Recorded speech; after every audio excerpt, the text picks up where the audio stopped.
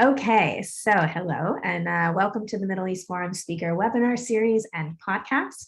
I'm Karis Rhea and I'll be filling in for Stacy today, Stacy Roman. I'll be moderating this discussion.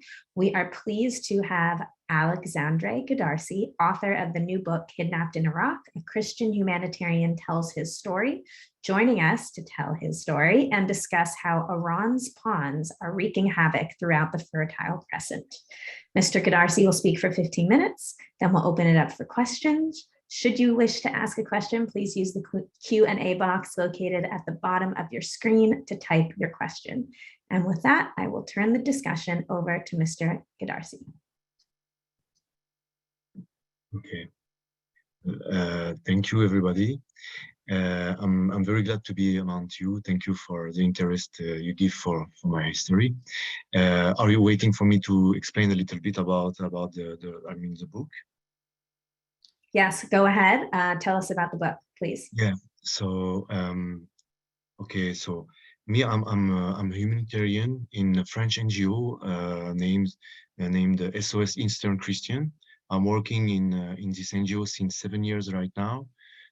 Before I was head of mission in Syria from 2015 to 2020. The goal of the association is to have the Christian to not disappear of the Middle East, because since the beginning of the war in Syria you had 10% of Christian, 10% of 22 millions of people. So it means approximately 2 million Christian, and now there are less than 700,000 in Iraq. Before the war between USA and Iraq in 2003, there were also 2 million on 40 million people. There were 2 million people. Now there are less than 200,000. So they are really disappearing. I'm not saying that just the Christians are suffering from the terrorism. The Muslims also are suffering from the terrorism. The Shia, the Sunni, the Ismaili, the Alawi, all the different sects of the different religions are suffering, but the Christians are clearly disappearing because both of the two biggest branches of Islam are targeting the Christian, because for them, this is the spy of the Western countries. For example, in Iraq, the first thing that the Shia and the Sunni did when USA came inside the Iraq is to target the Christian, because they say, you are the spy of USA. They are Christian, you are Christian, so of course you work together. This is what happened. This is why they clearly targeted them from the beginning. So we are just trying to sensitize the people about the situation and to have the Christian people, to not disappear of the land of their fathers, of their ancestors. This is what we do. So me, I'm in Syria for 5 years, from 2015 to 2020, and I'm also in charge of the development of the association in countries where we don't exist yet. Now we are in Lebanon, Egypt, Jordan, Syria, Iraq, Armenia, and I'm developing now in Ethiopia and in Pakistan. So I was traveling a lot in the Middle East, not just living in Syria on the front line, under the bombs, under the attacks of the terrorists. And suddenly I had to go to Iraq to open the association in the main office in Baghdad. And I've been kidnapped just 4 hours after my plane landed on. So it was... I was just arrived. I mean, I was not. I didn't have the time to be to my first meeting. I had a meeting with the diocese, with the bishop of the Armenian Catholic Church, and on the road I've been just kidnapped. Me and my 3 friends. We were 3 French and 1 Iraqi translator, and militia took us, kidnapped us in their car, and it's been long, like 66 days. So me, what I mean is that after all what happened, all the situation, I decided, because when you are leaving the situation, you don't know if you will die. I mean, right now or tomorrow or after a week, the death is imminent. It can come right now. So I'm just living in my head at this moment. There is no future. The present is very hard to live. I'm just living in the past. I'm just living in my head. I'm just trying to escape by my spirit.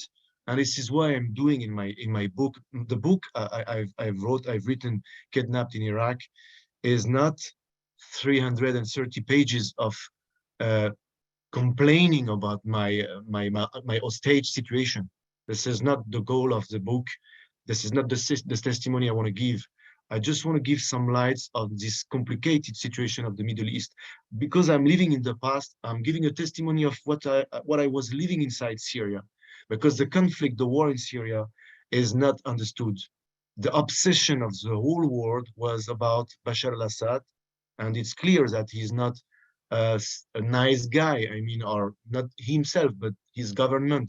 There is many things to say, but the obsession was making us blind, because the opposition of Bashar al-Assad was clearly the jihadist people that all the Western countries are fighting. This is the same guy who destroyed the Twin Towers. This is the same guys who are making mass murders in many countries of the West in the name of Allah, or I don't know what.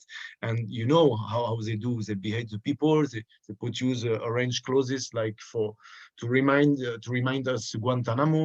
And this is this kind of people that in Syria that Bashar al-Assad and his army are fighting. So me, I'm really giving um, through the time I'm passing in my jail, if we can call this a jail.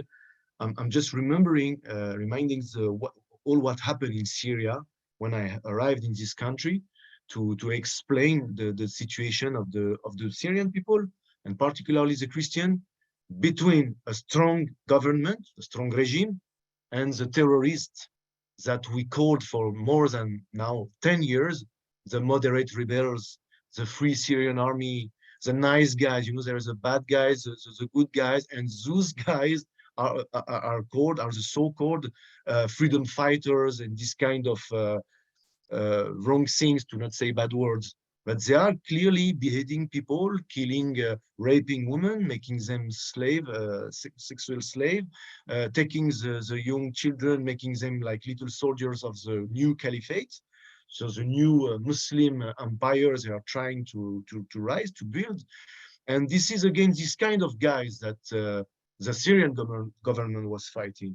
So it was very important for me to make this what we can call in humanitarian work testimony, a plaidoyer in French. We say un plaidoyer. It's a testimony. So the testimony of this book is not mine. I'm not just trying to give you my testimony, like oh, what a pity! It was so hard to be in this jail. I was helping the Christian, and I'm just with a gun on my head for 66 days, and I don't know what will be tomorrow for me. This is how to catch the lector, the readers, and to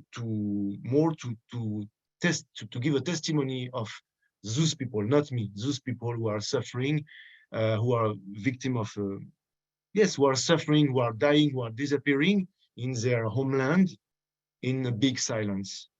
Because the only focus that we have is that Bashar al-Assad is a bad guy. Okay, he is, like Saddam was.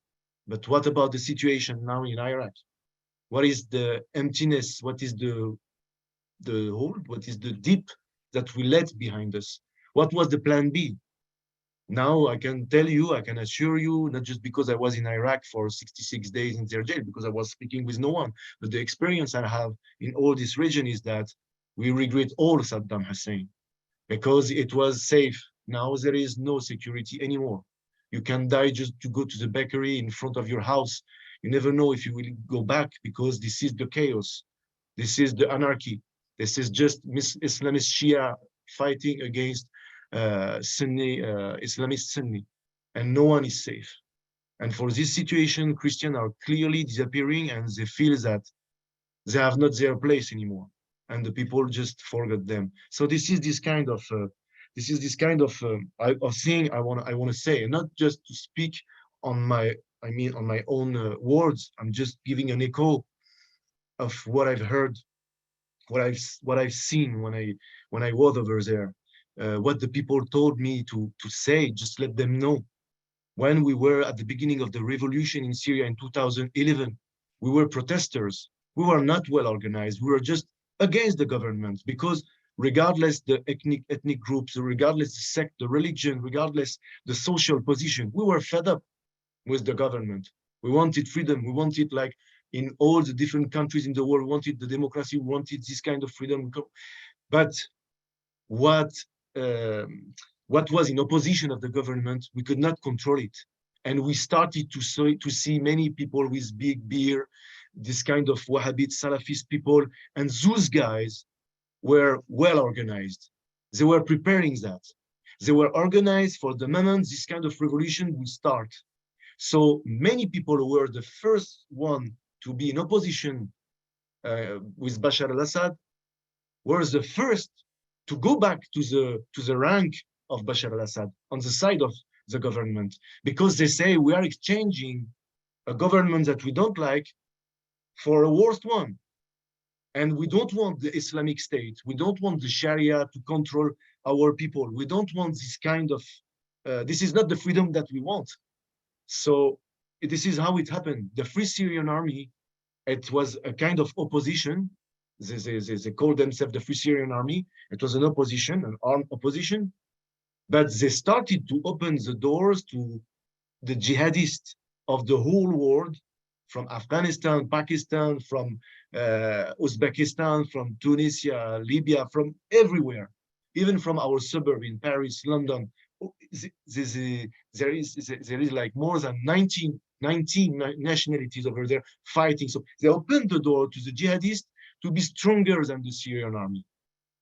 And after those guys who opened the door to them, the Free Syrian Army, they gave the birth, like a pregnant woman who's giving the birth, they gave the birth to the Jabhat al-Nusra, Al-Qaeda in Syria. And they are exactly the same than Daesh, than the Islamic State. It's exactly the same. They really opened the door to those guys, and they could not control them, because when you make 3,000 kilometers walking or by car, I don't know what, to make the jihad in Syria, you don't come just to make a fight and to go back. You want to access to your goal, and you want Syria becoming an Islamic state. And this is exactly what's happening over there. And this is exactly the situation now. The Syrian army, with the help of Russia and Iran. And I'm not telling that they have their goals, they have their strategy. But in fact, the people over there, they love them because they're defending them against the terrorism. They defended them against the Islamists that even us, we don't want to see in our streets. We don't want to see it anymore after what they damaged in our country or in yours. So these people are recognizing clearly that Russia or Iran are making a good job against these jihadists, these Islamists from Arabia Saudi, Qatar, from Turkey, who are sponsored, supported by these countries. And now, since 2 years, you have big embargo, big economic restrictions, who's continuing to kill them. I mean, now the war has been stopped by the guns. There are economic restrictions, the embargo, the Kaiser plan is burying them. I mean, you understand? I don't know if you understand what I mean, but it's like the war was stopped, but in fact it's continuing. It continues with the restrictions. And people, they say right now, we don't have any bread, we don't have fuel, we don't have benzene, mazout, we don't have I mean the inflation of the money. We were living before with 800 euro dollars per month. Now it's like 40. We are clearly dying, and our situation is even worse than it was when it was at the time of the bombs. So they are really suffering from all what's happening right now. And this is what I wanted to explain in my book. This is what I wanted to share with you. I don't know if it was what you were expecting, but my book is clearly speaking about that. I mean, it's like a movie. It starts by the kidnapping, but as I told you before, I don't want to speak about myself all the time.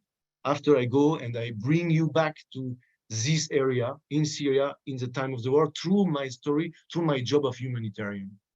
Okay, this is how it is. It's like a kind of movie. And sometimes we go back to our jail in Iraq, and I bring you back to Syria. I hope I was clear, and because my English is not so good, so I hope it was okay. You were definitely clear, and that was a very interesting and quite a nuanced perspective. We have a bunch of questions for you.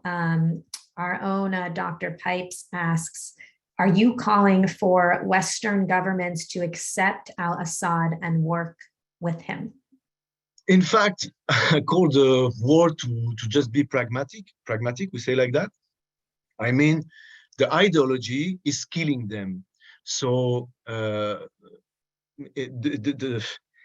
people in Syria, you know, for example, if you just look to the map, even the United Nations and all the well-built NGO, very fair, starting to give percentage, numbers, and they were explaining you that 80% of the Syrian territories, the Syrian ground, the Syrian field was taken by Jabhat al-Nusra, it means Al-Qaeda, and by Islamic State, 80%.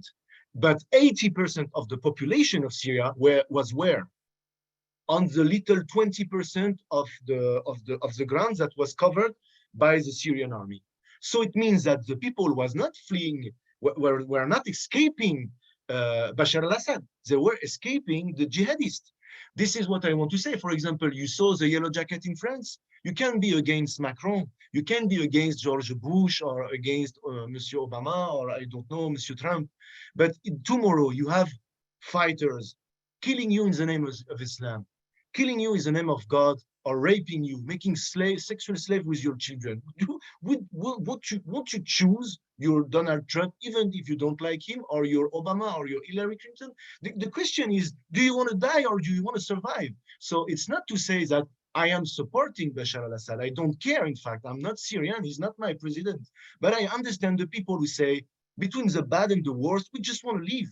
And we are not in the position to say, you are with or against Bashar al-Assad. This is a criminal attitude. I mean, we have not the right to, in fact, to judge them for this or to say, do you mean that it's, no, it's just, we want to leave. We want to leave. Bashar al-Assad is tough. His government is tough.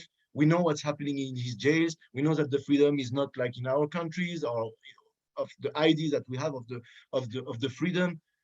But in fact, in front of them, there is the things that you even don't want to see and to live in your nightmares. So just let them free to choose what they want. So this is what I say. So after really, this is the testimony I give. So it's not me personally. I'm not telling that it's good. I'm saying that the guy in front are really cruelly 1,000 worse than the Syrian government, unfortunately. Understood. It's a desperate situation for Christians there. Deborah Glazer asks, do you know whether any Christian church leaders of any denomination are speaking out about the situation and demanding equal rights for Christians in Muslim majority countries?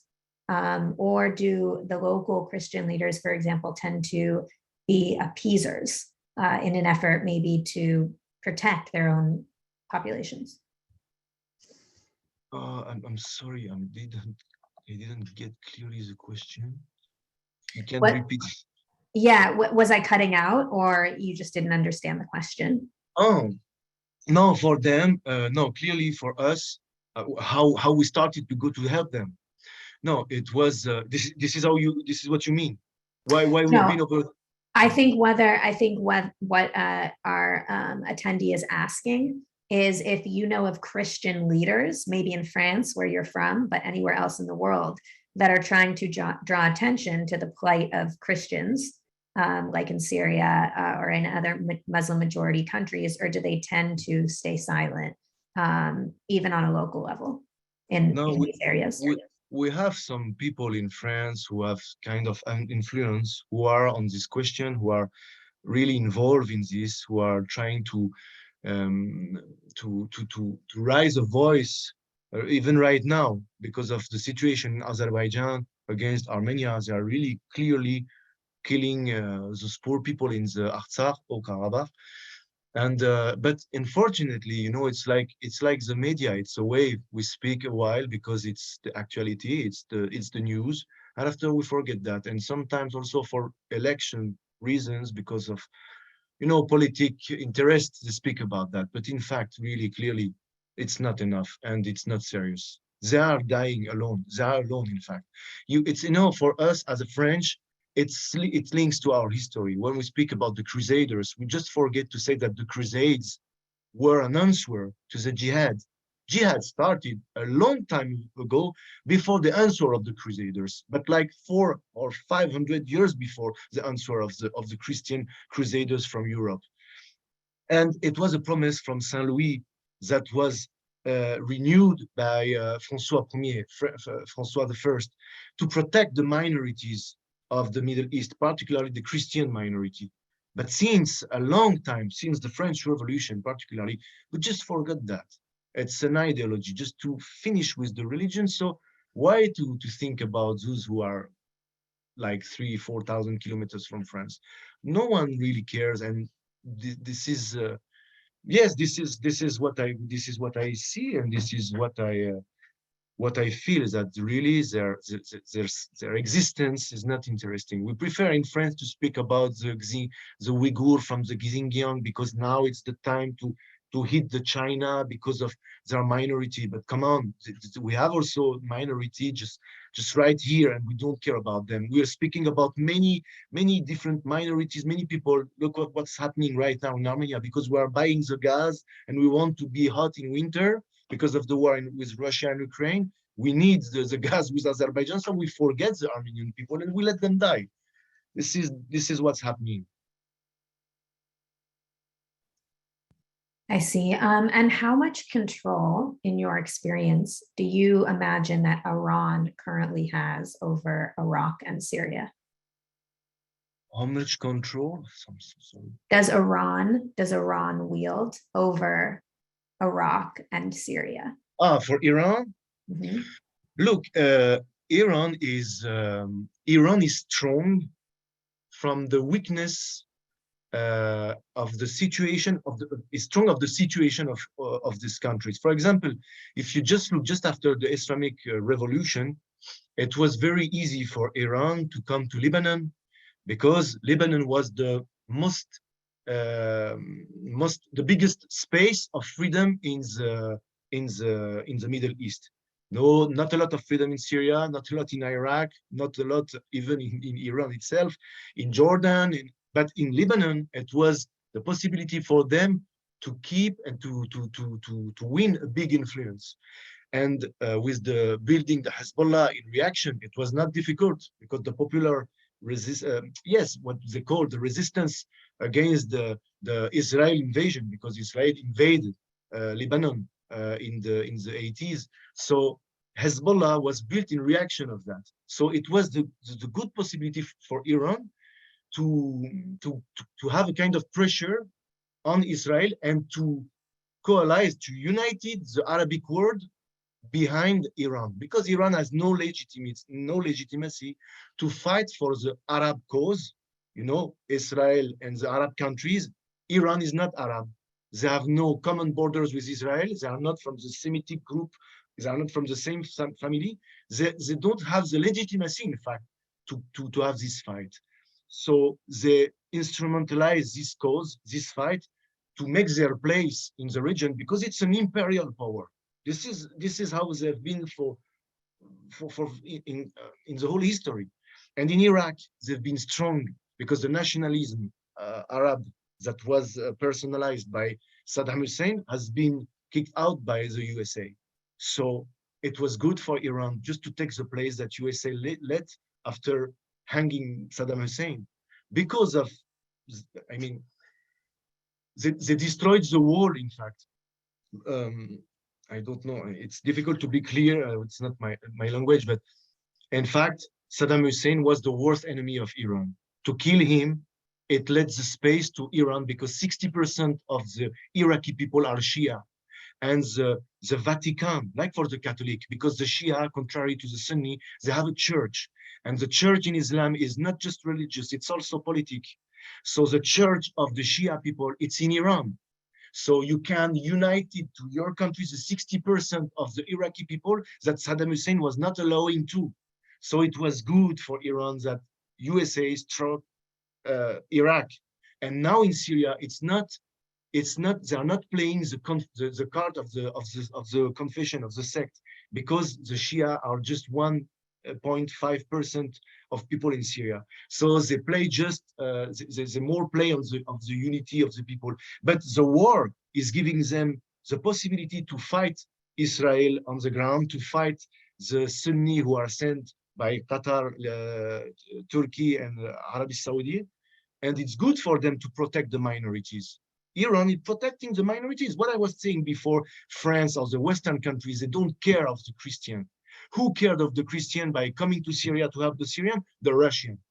Western countries are not helping the Christian anymore. And the Shia people from Islamic Republic of Iran is making the job. So they also raise the picture of, we are protecting the minorities. We are the savior of the region. We are the one who are for the unity, for the differences, for the unity of those people who make Syria. So they are applauded by even by the Christian people in Syria. They like the Shia, they like the Iranian. They know also there is a plan behind. They are not naive, but they also like them. It's not rare to see a cross with the flag of the Hezbollah, because they say they are the guys who saved us from the Wahhabite from the Wahhabite attack, from the Sunni who are cutting the heads. And they saw this. I have many friends, they saw people taking the men and to cut their head and play football with it. But the Shia people, they are clearly fighting them. And that is why Iran is popular and famous.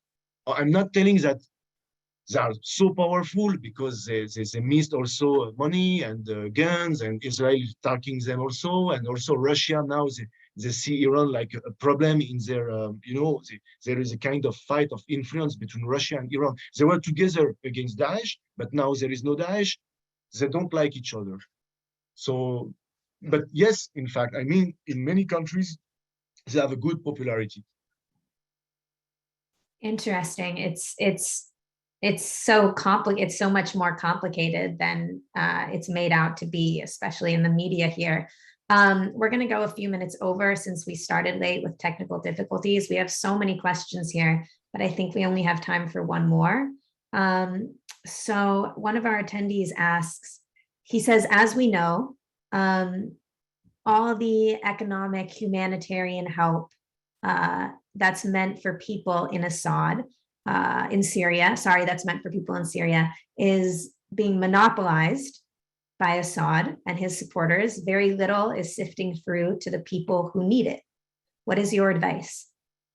In fact, the problem is it's not wrong. I mean, when you give, when you send check, you send money, you send transfer by Western Union, I don't know what, and you send money over there. But in Syria or anywhere, of course, there is a lack of money. The situation is so bad. You have economic restriction from the whole world. We are trying by the embargo to make for the government, but we know by experience that when you make an embargo, you just make stronger the government you want to fight, because you are just killing the people and you give more power and influence from the government on the people. We saw in Iraq, from the first war of the Gulf to the second one in 2003, when USA came back, what happened?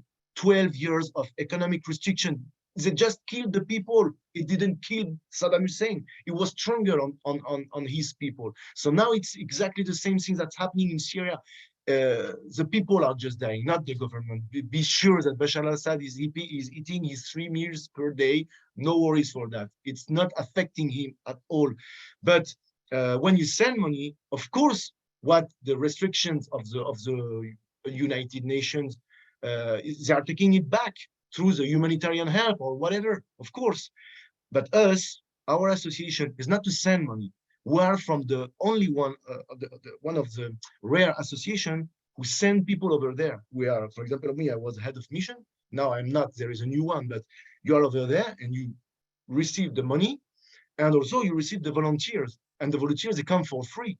They are volunteers, just work for 1 year or a few months, and all what we do, we know what we do with our money. This is why also we make a lot of communication, because we want to show to our donors, our donators, that look what we do with your money. This is how how we started the project. This is how it's going on now. How many houses we rebuilt, how many hospitals we finance for different materials, or materials we clearly brought from Europe. How many houses, schools we built, or economy we developed, like the sumac or the grapes for making wine. many different things. So yes, it's not, I'm sorry, my answer is long, but unfortunately, when you have a country in war, it can be Ukraine, it can be Armenia, even Armenia, when you send, there is a lot of corruption. Even the Armenians themselves, they are stolen by Armenians who want to say, to send money to their people. Unfortunately, this is the situation. People are so poor, and they take the benefit wherever they can have it. And of course, the Syrian government or any government, they do this. This is not wrong. I mean, Understood. Yeah, we're hearing a lot of reports in the news about, how much aid to Ukraine is being siphoned off, is not actually getting to the people in need. So obviously, being on the ground there is really one of the only ways to guarantee that people get the resources and the help they deserve. With that, we've come to the close of the webinar. Thank you so much, Mr. Goodarzy, for joining us today. I put a link to your book in the chat for anybody who's interested. And for all our viewers, please be on the lookout for our weekly webinar offerings email coming out over the weekend. Thank you all for joining us, and I hope you all have a wonderful weekend. Thank you. Thanks to you too. Merci. Merci.